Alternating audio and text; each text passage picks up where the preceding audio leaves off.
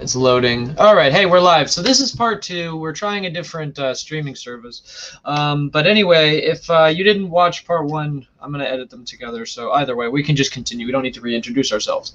Anyway, so I believe we were talking about the Russians getting drunk and then being invaded because they had, no, you were talking specifically about, we went to the grayzone.com and that's where everything screwed up. But anyway, I was just talking about, the Gray Zone did a sort of expose on Wikipedia, who owns it, how it's used, the very shady editing that goes on, especially involving anti-imperialist and socialist countries, that kind of stuff. So any information you want on communism, I would recommend never ever using Wikipedia.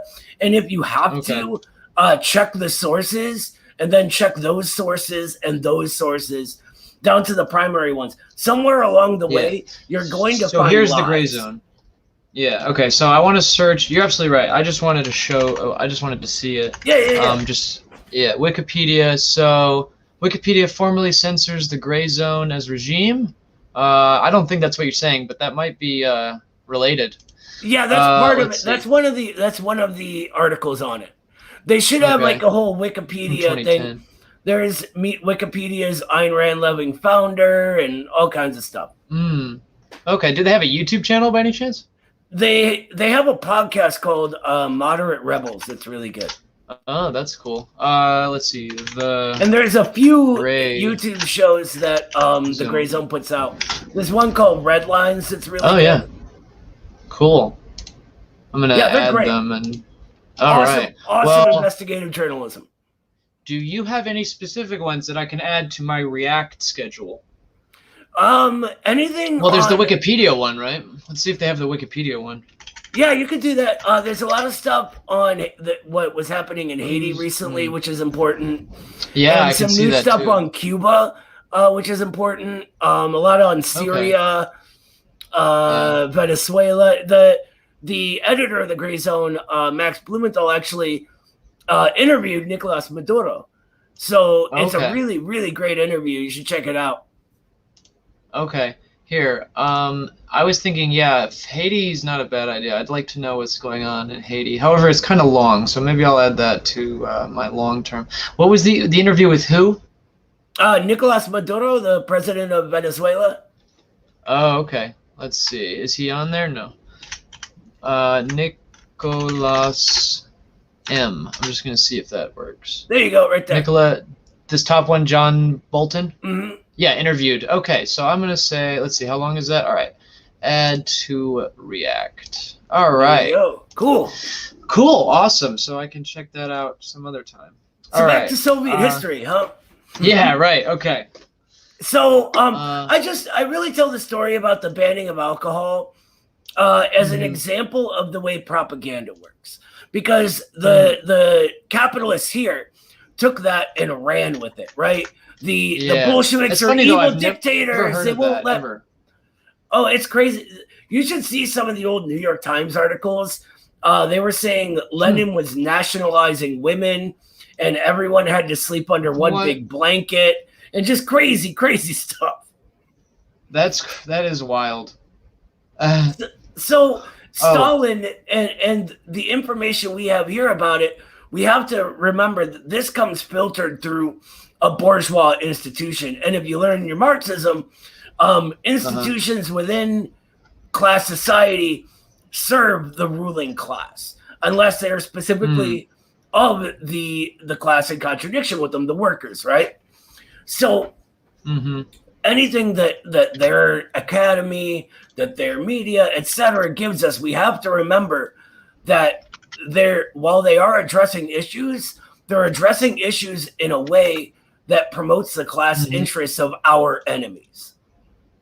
And this includes everything about the biggest threats to them, such as the Soviet Union. Yeah. I just wanted to post this comment here because somebody did it. It says I wrote it, but it was on our last stream. It says, "You people are actually idiots. No one will ever actually achieve anything without incentive, and you have forgotten what happened at the end of the Soviet era. They were poor as AF and poisoned the world with Chernobyl. Hundreds of thousands of people tore the Berlin Wall down." Okay, so a fun little fan of ours here to just say hello. Okay, well, I mean, we can address him. He made 2 points, right? One, Yeah, no I incentive. would actually like to hear. You're stupid. No one wants to have no incentives. That's insane. Exactly. If you don't work, you're depressed. Like, I mean, obviously, when it comes, we have talks on that, but I'm more interested actually in because we were talking about that. The whole issue that I believe that the reason that they fell. Well, there's 2, in my opinion. Let me state this. Sure. There are 2 main reasons why. Well, actually 3 now that I do it, but it's more 2. So the 2 main reasons why I think. From my perspective, that the Cold War was lost. The first one being that they went straight from feudalism to socialism, or trying to achieve communism or whatever. They essentially they were a peasant revolt, essentially, the Bolsheviks and everything, and they didn't have the industrialization, so they weren't. It wasn't what Marx intended. What Marx and Engels were expecting, which is for it to start in Europe. But the other thing is a tiny little lack of, because of they were under attack, they had a lack of a censorship of free speech, which obviously is not the same as, killing hundreds of thousands of people, which I don't agree with. I think and millions, they say. I'm not one of those people. My only real criticism is they never let go of the criticism and the inability to provide free speech, and for everybody to have the chance to become a member of the party and high rank. I think they focus too much on the ins and outs. Let me now you may go real quick. It's funny because when they did that, that's what glasnost was, right? That was Gorbachev's reform. When they opened up for criticism, that's what led to obviously. The end. And of course, in China, they kind of did that too. But instead of actually, listening to it or having it be torn down, that was they just used that to find all the people who wrote that, and maybe not all of them, but kind of find people and execute them. Now they did unfortunately that's a different do something thing like altogether. That. But that is different. But let's talk about the USSR before we talk about China. Yeah. So with the USSR, first you got to understand that. Tell me about when they opened it up and then they sort of failed. I figure that's probably because they were too late. They didn't have enough time to actually implement these democratic procedures. But go ahead. Gorbachev led to Yeltsin, right? Gorbachev was an anti-communist, and he called himself an anti-communist later. Which was absolutely unhelpful.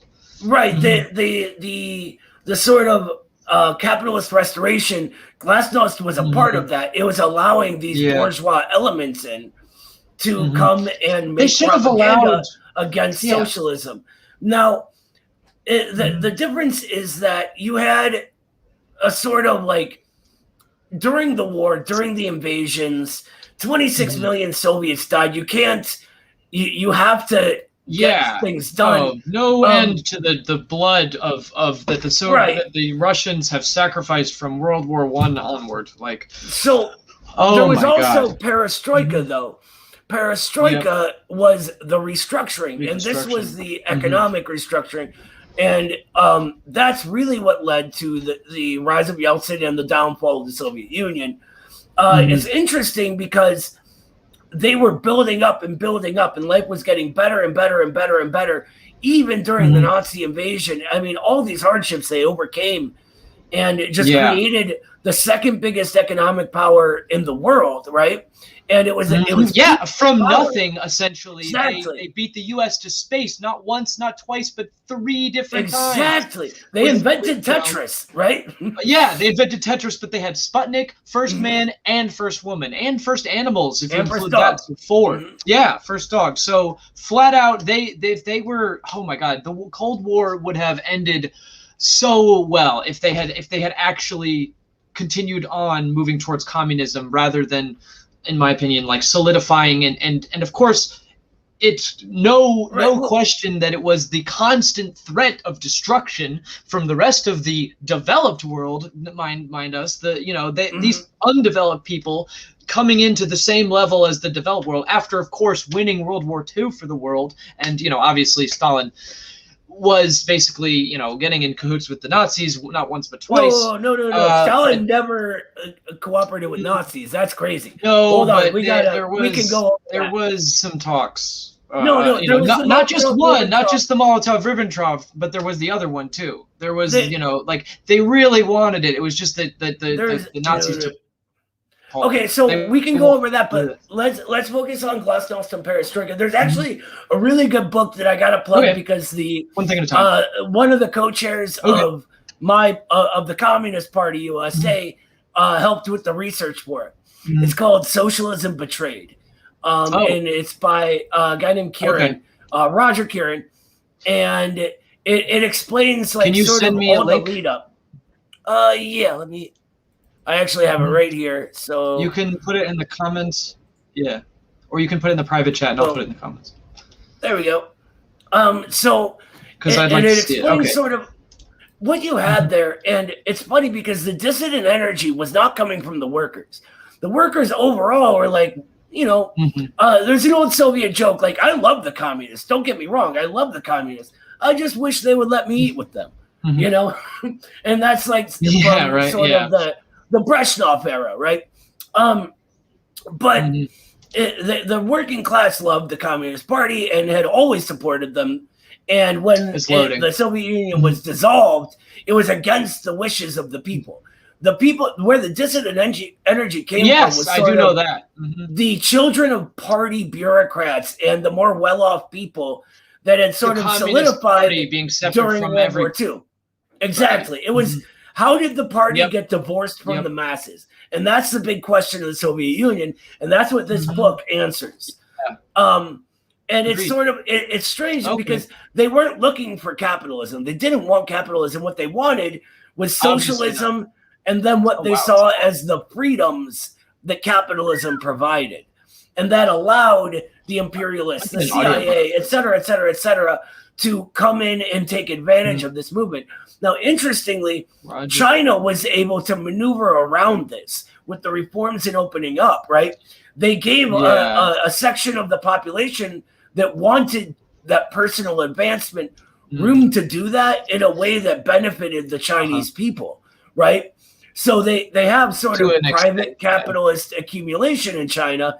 It's not like here, communism or socialism with Chinese characteristics, as they call it. Yeah, exactly. Which is, of course, materialism, like material conditions, but I'm not. According to Marxism, it's socialism. It's like we don't have to be a fan of the way they do things. The way the Chinese or the Soviet did things isn't going to be the way we do things here in the United States, right? The Russian history that built up to the October Revolution. It's completely different. Our culture is different. Our traditions are different. Our working class is different. We're at a different stage of capitalist development. All of these things create something different and something unique everywhere socialism arises. So that's kind of why I don't like the whole not real socialism thing because, well, Marxism is what gives the word communism and socialism meaning in the real world. And according to Marxism, there's no such thing as not real socialism.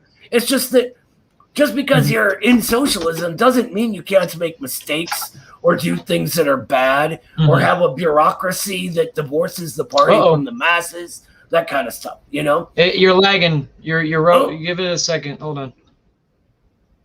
Good?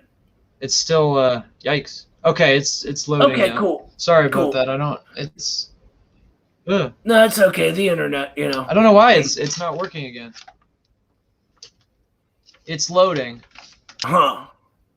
Here, maybe No, I want to keep that. Hold on.